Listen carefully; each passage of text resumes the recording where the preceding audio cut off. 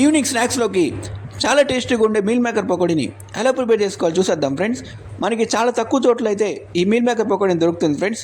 మేమైతే మాకు కాకినాడ అలాగే అనకాపల్లిలో మాత్రమే 2 చోట్లే తిన్నాం ఫ్రెండ్స్. ఇంట్లోనే ట్రై చేద్దామని చెప్పి డిసైడ్ అయ్యాం ఫ్రెండ్స్. ముందుగా మీల్ మేకర్ని అయితే వేడి నీళ్ళలో నానబెట్టుకోవాలన్నమాట. ఆ తర్వాత ఒక బౌల్ తీసుకొని ఈ మీల్ మేకర్లో ఉండే వాటర్ అంతా పిండేసి మీల్ మేకర్, టేస్ట్ తగ్గ సాల్ట్, గరం మసాలా, అల్లం వెల్లుల్లి పేస్ట్, కారం వేసి ఇవన్నీ బాగా మిక్స్ చేసుకోవాలి ఫ్రెండ్స్. ఎటువంటి వాటర్ని అయితే యాడ్ చేయట్లేదు అనమాట. ఎందుకంటే వాటర్ పిండేసినా సరే మీల్ మేకర్లో కొంచెం వాటర్ అయితే ఉంటుంది ఫ్రెండ్స్. ఫైనల్గా మనం శనగపిండి, కార్న్ఫ్లోర్, కరివేపాకు వేసుకొని ఈ పిండి అంతా బాగా కలుపుకొని పావుగంట సేపు మనం పక్కన పెట్టుకోవాలి ఫ్రెండ్స్. ఈలోపు మనం స్టవ్ మీద ఆయిల్ హీట్ చేసుకొని ఆయిల్ హీట్ అయిన తర్వాత ఈ కలుపుకున్న పదార్థాన్ని అందులో వేసేయాలి ఫ్రెండ్స్. మనకి మీడియం ఫ్లేమ్లోనే 15 to 10 మినిట్స్లో ఈ మీల్ మేకర్ పకోడీ అనేది రెడీ అయిపోతుంది ఫ్రెండ్స్. క్రిస్పీగా మీల్ మేకర్ పకోడీ చాలా టేస్టీగా ఉంటుందన్నమాట. మీరు కూడా ట్రై చేసేయండి ఫ్రెండ్స్.